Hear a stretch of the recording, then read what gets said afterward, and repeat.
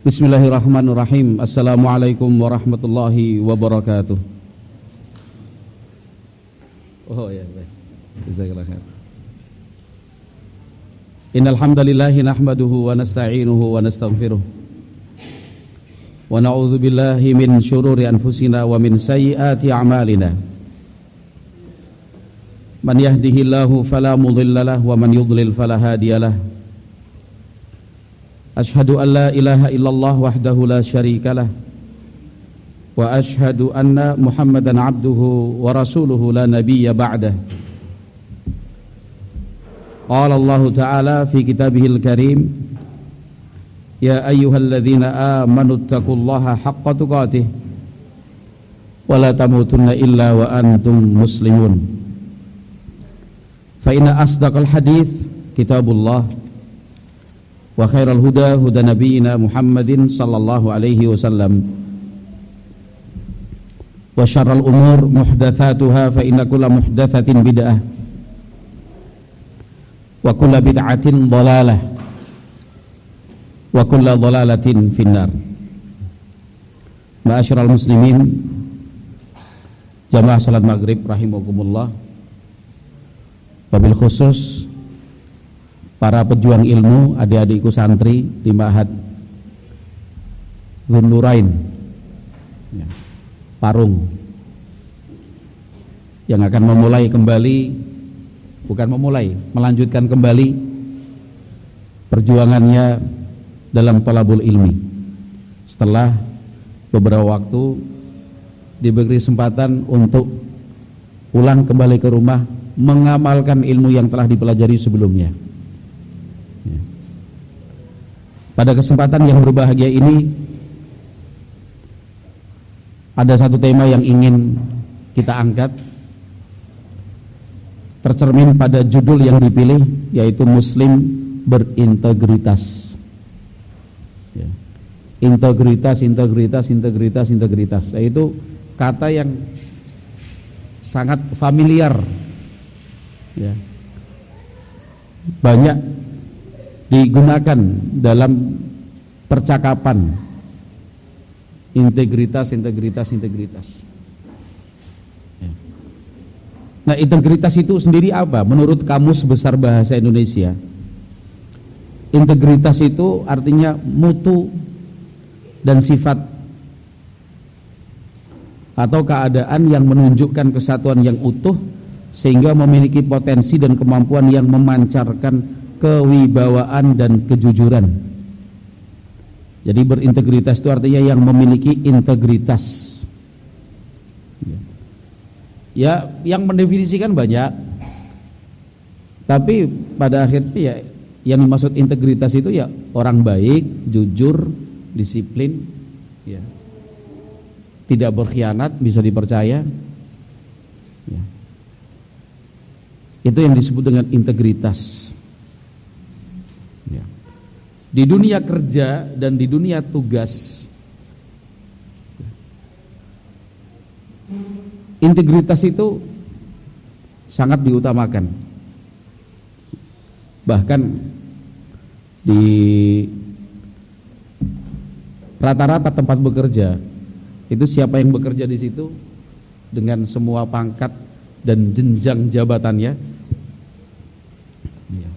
diikat dengan sebuah kesepakatan yang sering disebut dengan fakta integritas. Itu kalau kita datang berkunjung ke kantor mana gitu ya, ke dinas apa, itu ada tanda tangan itu, fakta integritas.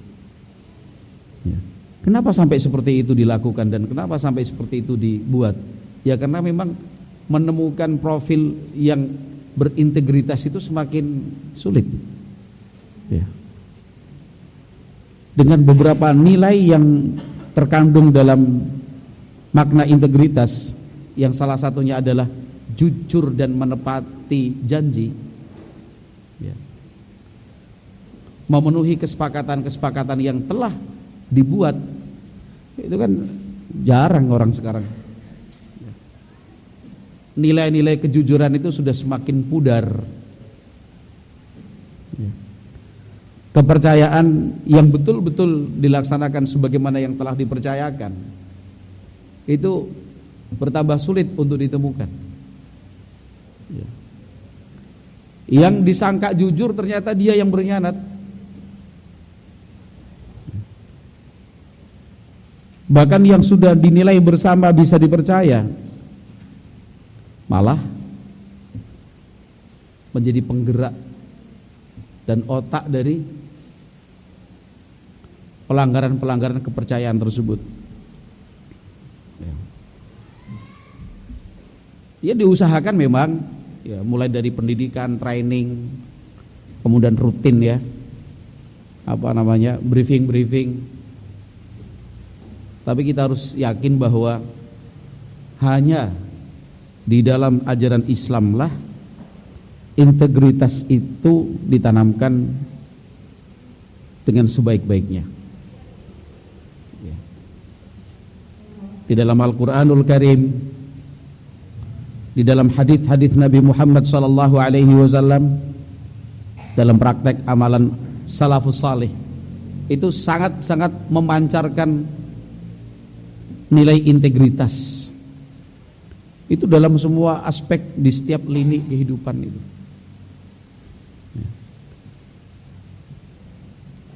Sebagai contoh ini, kita mulai dengan sebuah riwayat.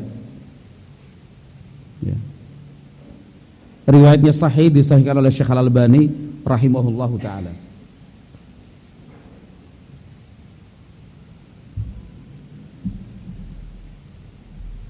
Disebutkan ya,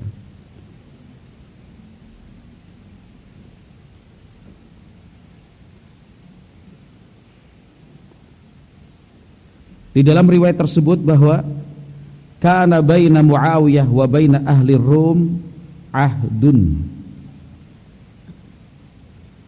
Dulu ada kesepakatan gencatan senjata antara Muawiyah bin Abi Sufyan dan kerajaan Romawi. Muawiyah bin Abi Sufyan adalah khalifah pertama pada masa dinasti atau kekhilafahan Bani Umayyah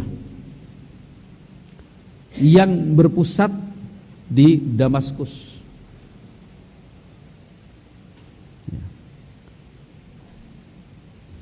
Sehingga bertetangga dan berdekatan, bersampingan dengan kerajaan Romawi. Bahkan dulunya Damaskus itu ya pusat kekuasaan Romawi sebelum kemudian jatuh di tangan kaum muslimin. Dulu Syam, Damaskus itu kan di bawah pengaruh Romawi. Nah, setelah Islam menang, ya. Nah, di masa Muawiyah bin Abi Sufyan pusat kekuasaan itu dipindahkan ke sana, tidak lagi di Madinah. Ya. Tidak lagi di Madinah. Abu Bakar As-Siddiq itu di Madinah, Umar bin Al-Khattab itu di Madinah, Utsman bin Affan itu di Madinah, Ali bin Abi Thalib beliau memindahkan pusat kekuasaan itu bukan di Madinah tetapi di Kufah, Irak. Ya. Di masa pemerintahan Muawiyah bin Abi Sufyan dipindah ke Damaskus.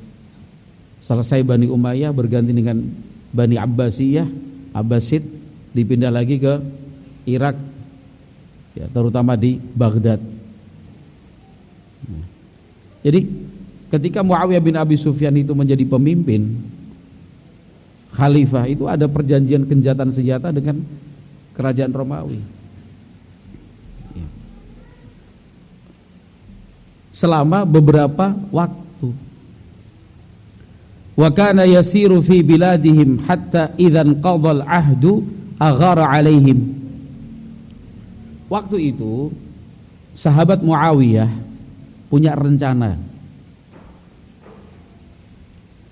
menyerang Romawi secara tiba-tiba dan mendadak. Jika kesepakatan gencatan senjata itu waktu dan masa berlakunya berakhir. Tetapi cara yang ditempuh itu dengan menggerakkan pasukan, memobilisasi kekuatan militer ke perbatasan wilayah Muslim dengan Romawi.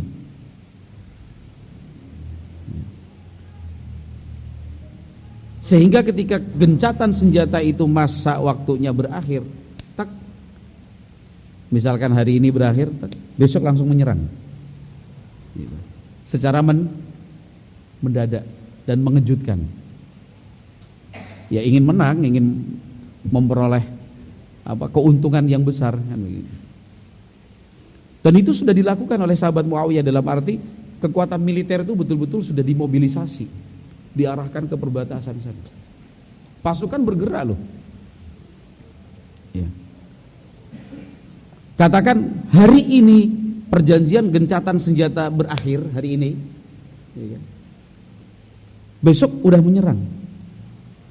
Harapannya pihak Romawi kan gak persiapan.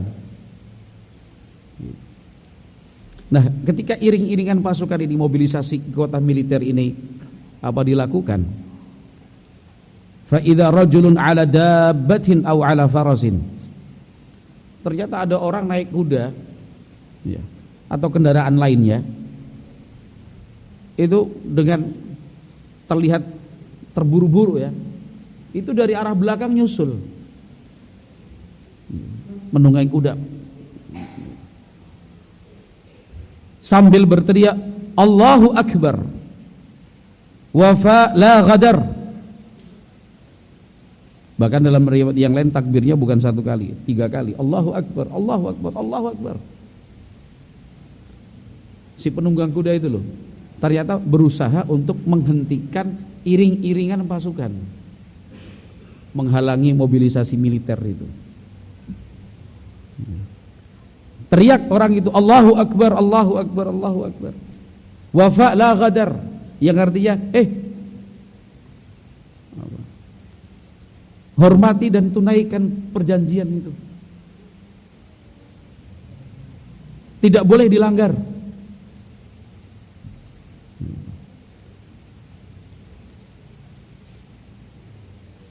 Ternyata fa idza huwa Amr bin Abasah. Ternyata orang yang naik kuda mengejar kemudian teriak Allahu Akbar, Allahu Akbar, Allahu Akbar, wa fa'la ghadar, itu sahabat Amr bin Abasah, sahabat Nabi radhiyallahu anhu. Fasa'alahu Muawiyah an dzalik. Kemudian sahabat Muawiyah menanyakan kenapa? Ya. Apa alasannya? Kok kemudian rencana itu mau dibatalkan? Faqala sami'tu Rasulullah sallallahu alaihi wasallam yaqulu, saya pernah mendengar Rasulullah sallallahu alaihi wasallam bersabda. Ya, kalau sudah sabda Rasul sallallahu alaihi wasallam yang disampaikan itu kan sudah penentu. Ya. Para sahabat kan terdidik ya untuk hormat dan tunduk dengan perintah Rasulullah sallallahu alaihi wasallam. Nah, sahabat Amr bin Abasah itu menyampaikan, saya pernah mendengar Rasulullah sallallahu alaihi wasallam bersabda, "Man kana bainahu wa baina qaumin ahdun, fala yahullanna ahdan wa la yashuddannahu hatta yamdiya amaduh aw yanbidha ilaihim ala sawa." Nabi alaihi salatu wasallam menyatakan, barang siapa yang terikat kesepakatan dengan suatu kaum, maka dia tidak boleh melanggar kesepakatan itu. Tidak boleh juga dia mengganti dengan kesepakatan yang lain sampai masa berlakunya habis. Au yanbidha ilaihim ala sawa. Kalaupun kesepakatan itu tidak bisa dilanjutkan sampai batas akhir yang telah disepakati, maka berterus teranglah dan sampaikan kepada mereka sehingga ala sawa. Jadi sama-sama tahu, jangan melanggar secara sepihak. Sebenarnya kesepakatan udah dibuat nih, misalkan 2 tahun, tapi baru 1 tahun pihak kita, wah nggak bisa dilanjutin ini. Gitu. Kalau memang tidak bisa dilanjutkan, jangan tiba-tiba aja diputus secara sepihak.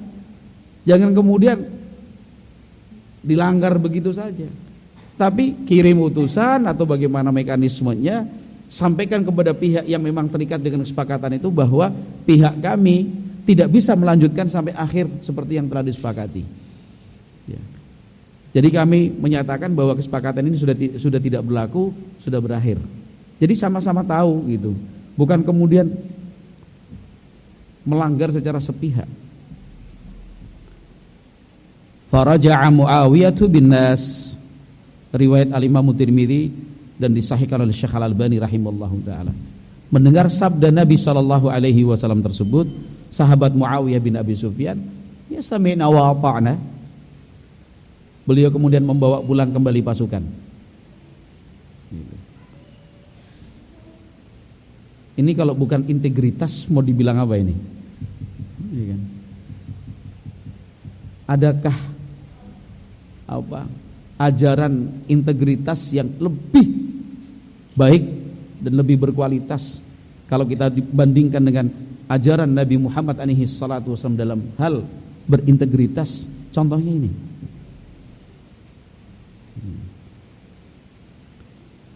Sama musuh loh ini.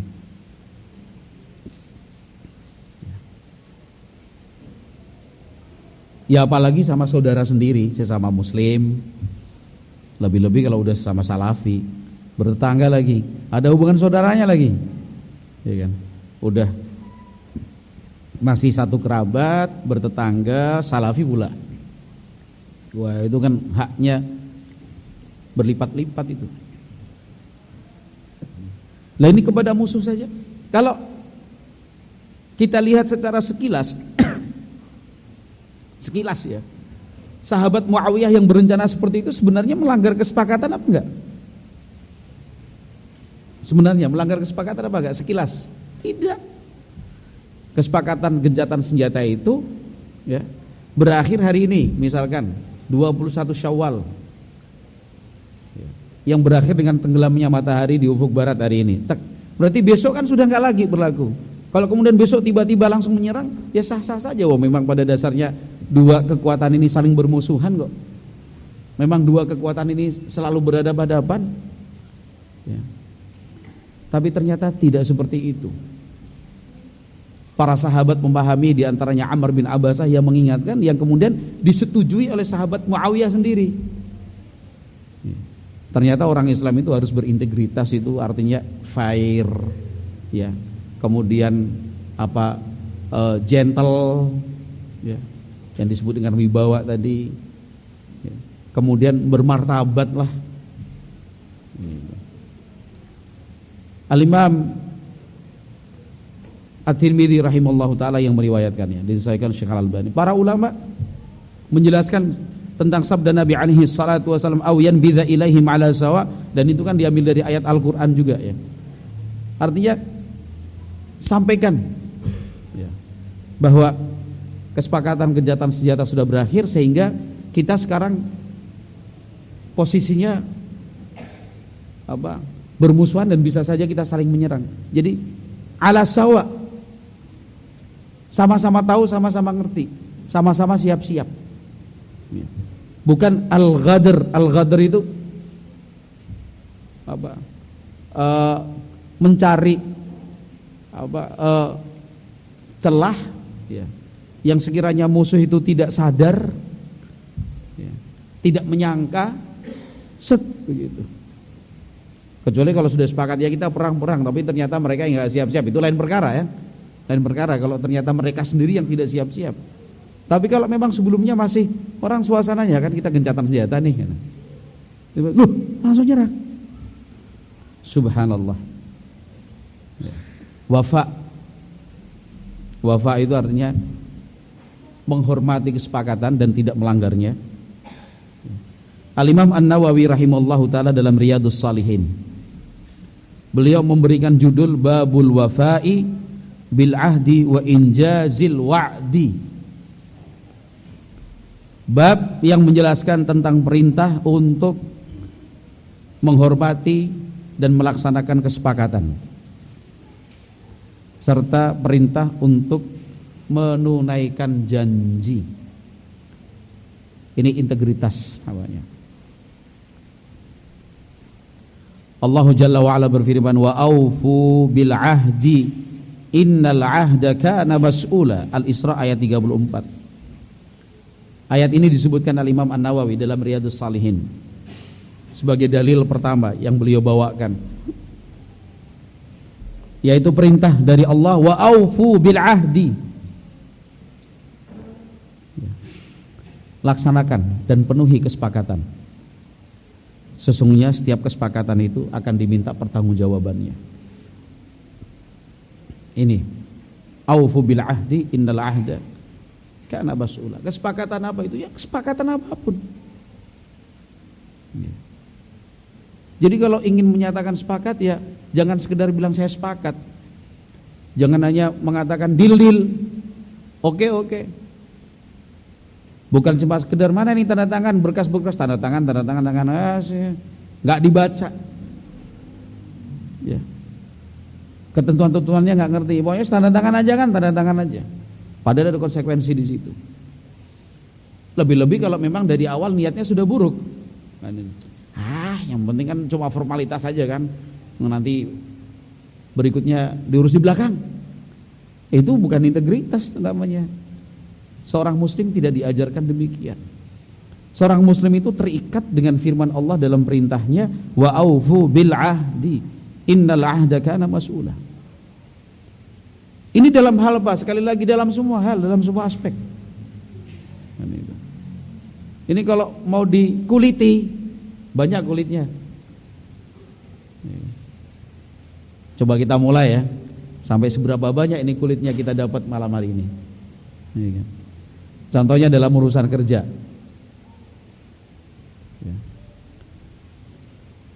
Ada pekerja, ada yang mempekerjakan. Betul nggak? Betul? Ada pekerja, ada yang mempekerjakan. Adapun nanti tingkatan-tingkatannya ya itu teknis lah. Dari owner, dari manajer, dari supervisor, staff, itu teknis. Tapi kan pada dasarnya ada yang bekerja, ada pekerja, ada yang mempekerjakan. Nah, nilai integritas itu dituntut di situ. Bagaimana Nabi alaihi salatu wasalam memerintahkan supaya bayarkan hak pekerja itu sebelum apa? Sebelum perang Banter lah. Masih puasa wah. Ini integritas kan. Anda yang mempekerjakan itu dituntut untuk punya sifat integrity namanya. Sebenarnya asalnya dari bahasa Inggris, cuman udah kita adopsi dalam bahasa Indonesia. Ya, kita yakin itu bahasa Indonesia gitu aja. Ya. Siapapun yang mempekerjakan dia harus berintegritas dalam arti apa? Ya bayarkan haknya yaitu gajinya sebelum keringatnya. Bayangkan itu. Orang kerja, katakan sepakatnya sampai jam 4 ya, misal, atau jam 5 lah. Sepakat dari pagi jam 8 sampai jam 5 selesai. Jam 5 dia selesai. Kemudian dia siap-siap bersihkan alat dan segala macam. Sebelum keringatnya bayar. Lain hal kalau misalkan memang sebelumnya juga udah ada kesepakatan, oh bayarannya bukan per hari, per akhir pekan, oh itu lain lagi, itu kan memang sudah kesepakatan, monggo tinggal nilai. Tapi yang dimaksud oleh Nabi alaihi salatu wasallam, hak pekerja itu jangan ditunda-tunda, dipotong, nggak boleh. Jadilah orang yang berintegritas dalam mempekerjakan. Sekarang pertanyaannya, secara umum nih di luar sono, gitu, ada enggak atau justru banyakkah kasus-kasus yang karyawan itu haknya tidak diberikan? Ada atau banyak? Memang pendiam nih Ikhwan Barung ini, luar biasa, integritasnya bagus ini. Pendiam-pendiam, enggak berani memberikan jawaban kecuali yang sudah ditentukan oleh aturan. Mungkin gitu ya. Ada atau banyak? Oh banyak, nah itu. Cukup satu mewakili udah cukup sebenarnya. Kasus-kasus seperti itu banyak. Kan itu. yang ditunda, yang dikurangi, yang disunat, yang dipotong, ya kan? Alasan ini itu dan segala macam. Islam loh, agama yang diajarkan oleh Nabi alaihi salatu wassalam adalah ajaran tentang integritas. Kalau yang bekerja gimana? Harus berintegritas? Iya dong. Iya. Kalau udah Anda saya terima sebagai karyawan di tempat saya, silakan dibaca aturan-aturannya ini. Baca dengan seksama, teliti baik-baik. Kalau Anda sudah menerima, silakan tanda tangan. Bahkan sekarang tidak sedikit perusahaan yang memang menempatkan petugas atau pegawai, orang bilang HRD, personalia dan lain-lain itu ya, itu untuk membacakan dan menanyakan secara lisan. Dengarkan baik-baik, kan itu. Kewajiban sebagai karyawan di perusahaan PT Parung Raya Bersama, gitu, PRB. Gitu aja. Ada nggak? Kita buatlah. 1, 2, 3, 4. Bagaimana? Siap, siap, setuju. Tanda tangan, baca lagi. Tanda tangan. Di antaranya adalah masuk kerja, pulang kerja tepat waktu. Tidak beristirahat kecuali pada jam-jam yang telah ditentukan. Selama bekerja tidak boleh mengaktifkan handphonenya. Misalnya. Dibaca semua, setuju. Tanda tangan ini. Harga dirimu loh itu tanda tangan itu. Nah, dalam agama kita diajarkan wa aufu bil ahdi innal ahda kana mas'ula. Penuhi itu kesepakatan yang sudah dibuat. Jangan cuma yang penting tanda tangan aja. Nanti gilirannya datang terlambat, pulang lebih cepat. Ya. Di tengah-tengah bekerja mainan handphone. Padahal udah sepakati nggak boleh.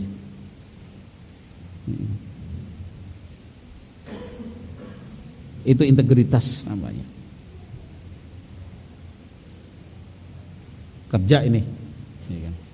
Kalau dalam hidup bertetangga ada integritas di situ? Ya ada dong. Dalam hidup bertetangga kan ada adab-adabnya.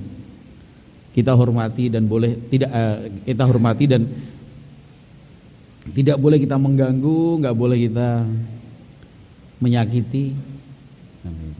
Itu integritas namanya. Dalam hal kehidupan suami istri, jelas. Wa akhadna minkum mitsaqan ghalidha. Ya kan? Ketika ijab qabul akad nikah itu kan disebut dengan mitsaqan ghalidha. Itu kan kesepakatan dan perjanjian yang sangat berat. Ya. Seorang suami yang berintegritas itu seorang suami yang ketika menyatakan qabiltu nikaha wa tazwijaha bil mahlil madhkur misalkan. Dengan berbagai macam lafadznya. Masih ingat enggak antum Ustaz ini? Antum apa dulu bahasanya ini? Hah? Bahasa Indonesia? Masih ingat? Enggak boleh salah satu kata pun. Nah, ketika seorang laki-laki menyatakan saya terima nikahnya, kawinnya fulanah bintu fulan untuk saya sendiri ya, dengan mahar yang telah tersebut secara tunai, sah gitu. Ya, seorang suami yang berintegritas itu berarti artinya ketika dia ucapkan gitu dia sadar-sadarnya bahwa perempuan yang dia nikahi itu sepenuhnya menjadi tanggung jawab dia. Baik buruknya si istri ya tanggung jawab dia. Ya. Makanya dalam konsep berumah tangga saya bilang, saya ulangi jangan sampai salah paham nanti. Ya. Dalam konsep berumah tangga istri itu nggak salah. Kalau istri berbuat salah, suami yang gak bisa mendidik namanya. Kalau istri melakukan kesalahan, berarti suami gak bisa mengajarinya.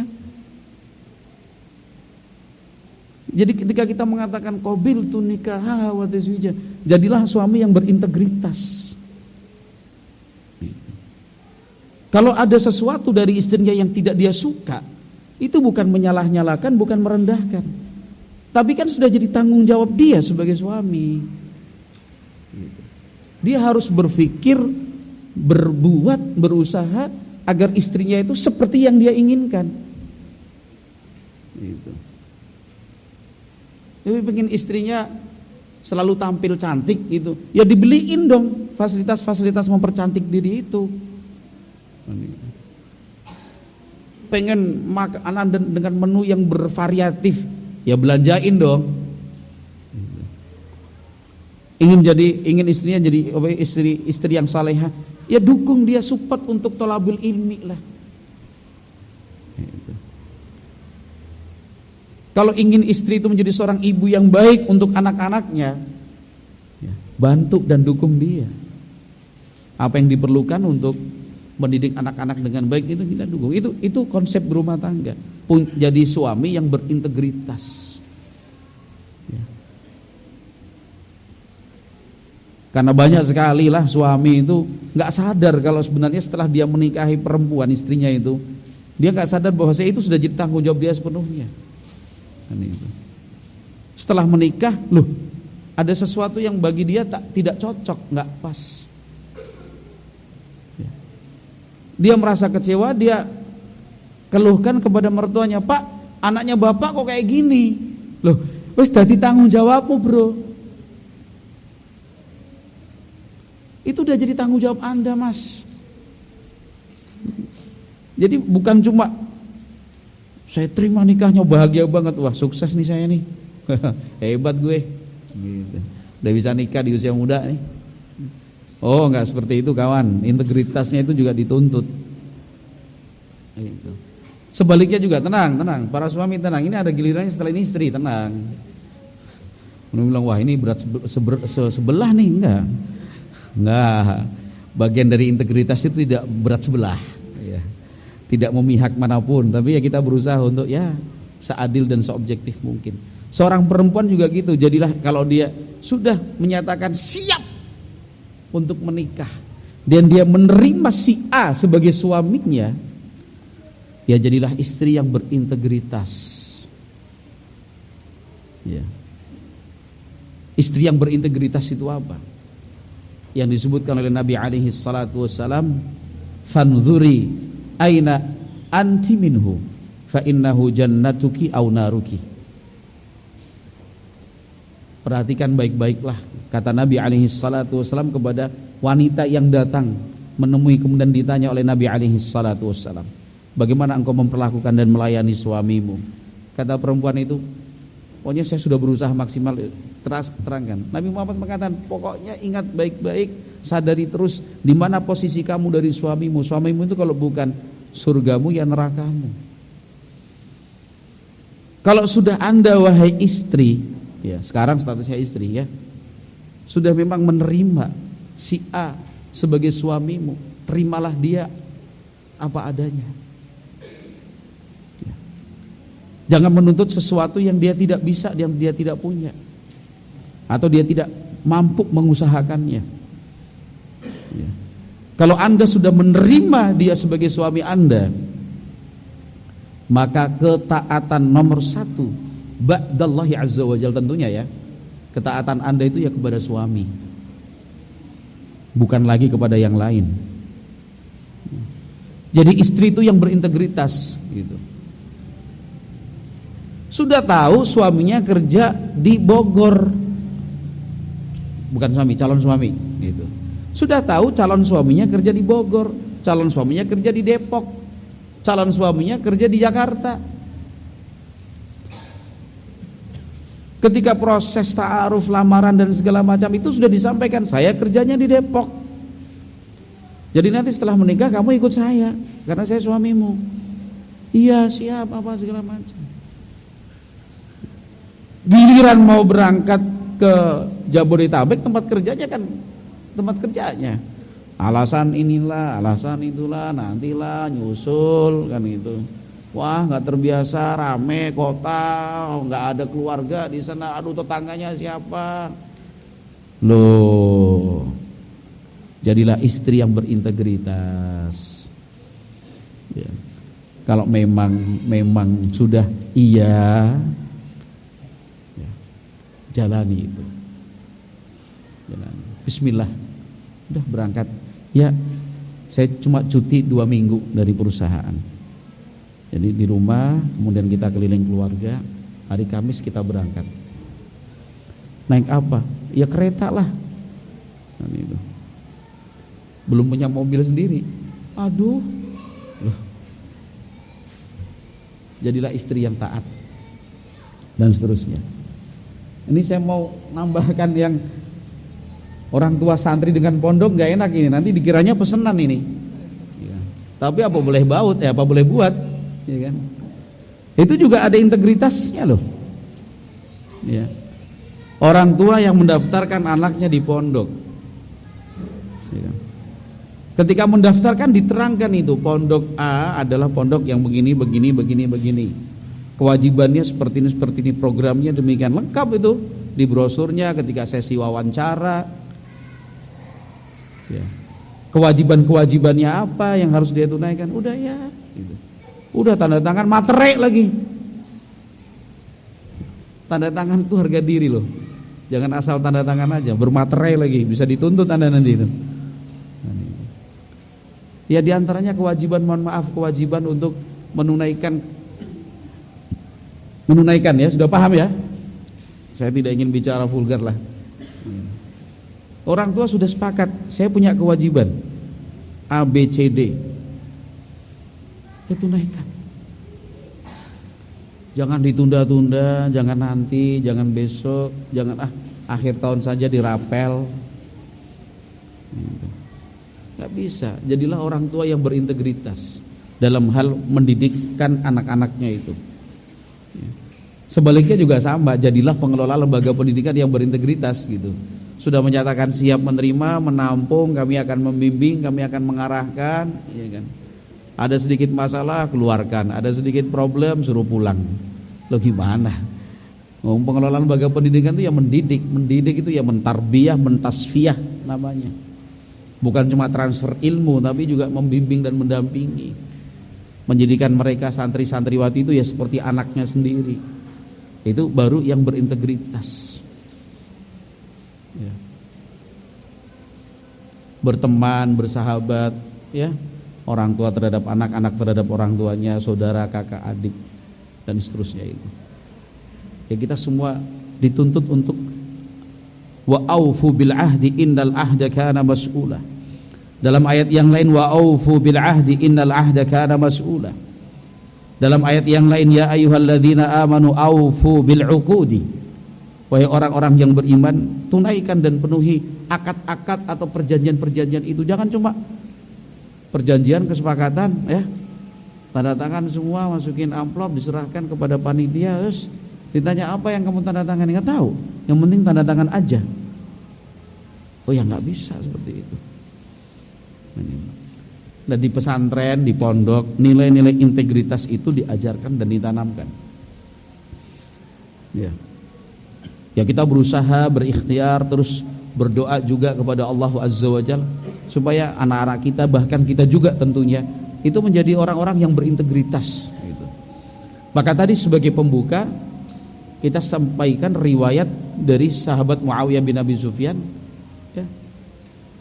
Musuh. Bukan hanya suami istri, bukan hanya pekerja yang mempekerjakan, bukan hanya tetangga dengan tetangga, bukan hanya antara ustadz dengan guru muridnya, ya. Bukan hanya antara orang tua dengan lembaga pendidikan yang yang mengelola lembaga pendidikan, bukan. Ini musuh.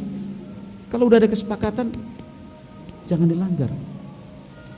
Dulu orang-orang Quraisy, ya,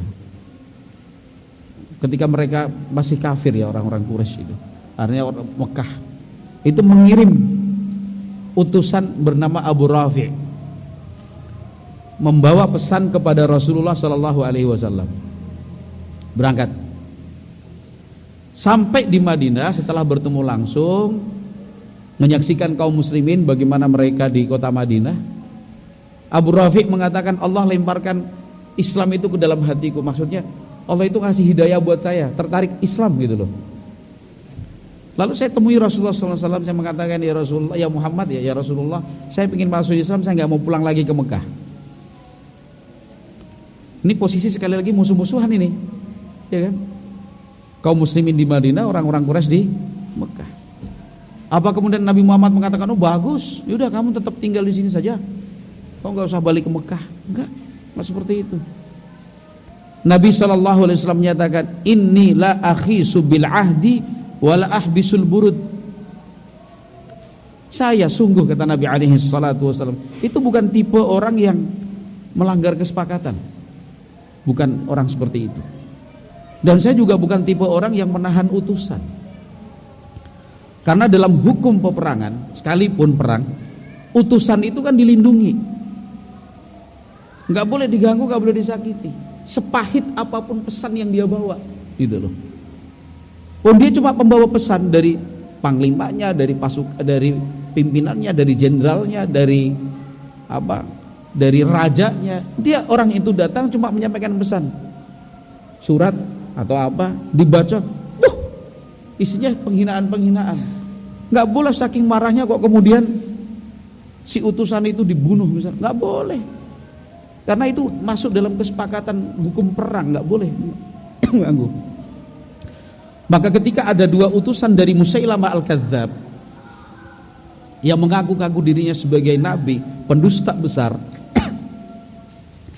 membawa pesan menemui Rasulullah SAW, dua orang itu, Nabi Muhammad menyatakan, lah kalian berdua sendiri keyakinannya bagaimana?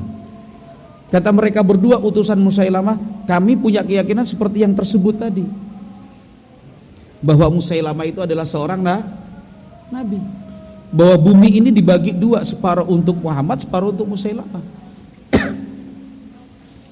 Nabi Muhammad SAW menyatakan, sungguh kalau bukan karena ada aturan utusan itu tidak boleh dibunuh, la darabtu unuqakuma, saya penggal leher kalian berdua. Oh, jelas-jelas kekufuran itu. Oh, Nabi Muhammad adalah nabi yang terakhir, kok ini ngaku-ngaku ada nabi yang lain. Tapi dua orang itu kan cuma utusan, tugasnya membawa pesan. Dan Nabi Muhammad menghormati kesepakatan itu tidak mengganggu dan tidak menyakiti utusan. Nabi Muhammad mengatakan, kalau bukan karena ada aturan gak boleh utusan itu dibunuh, saya potong batang leher kalian itu, dan saya penggal itu. Tapi sudah balik. Jadi sekalipun pahit, ya, karena itu sebuah kesepakatan, pegang gitu loh. Itu musuh loh, musuh. Nah, kembali kepada Abu Rafi sedikit lagi sekaligus ditutup maksudnya. Udah cukup lah, ini kan pembukaan, ya kan? Gitu. Udah, akhirnya Abu Rafi dinasihati oleh Nabi SAW, pokoknya kamu pulang dulu, irji, kamu balik dulu di Mekah, selesaikan tugasmu, ya kan? Kalau ternyata sampai di Mekah, di dalam dirimu itu sama dengan apa yang ada di dirimu sekarang, artinya ingin masuk Islam, farji, kamu baru balik lagi ke Madinah untuk bergabung menjadi muslim bersama dengan kami. Itu padahal jaraknya jauh, itu 400 km lebih zaman dulu lagi. Akhirnya Abu Rafi kembali ke Mekah, melaporkan tugasnya sudah sampai segala macam, selesai, balik lagi ke Madinah masuk Islam, jadi sahabat Nabi, Abu Rafi namanya. Sekali lagi, ini konteksnya terhadap musuh loh, musuh. Kesepakatan itu tetap dihormati, nggak dilanggar. Apalagi kalau kita dengan saudara, dengan tetangga, ya, dengan teman, sahabat, kepada pondok misalkan ada perjanjian, ya. Yang tinggal di sini adalah yang siap bertaawun dan segala macam itu ya banyak. Ya, kita jadi orang yang berintegritas lah. Ya, kita jaga amanah, kita jalankan kepercayaan itu sebaik-baiknya, jangan berkhianat. Sekali lagi, dalam semua lini kehidupan. Contohnya itu tadi. Ya, contohnya tadi ya, sudah sekilas. Kalau mau dikuliti lagi silahkan dikuliti masing-masing. Yang jelas ya begitulah Islam mengajarkan kepada kita menjadi muslim yang berintegritas. Wallahu a'lam bishawab. Kita cukupkan sekian. Subhanakallahumma wa bihamdika asyhadu an la ilaha illa anta astaghfiruka wa atubu ilaik. Assalamualaikum warahmatullahi wabarakatuh.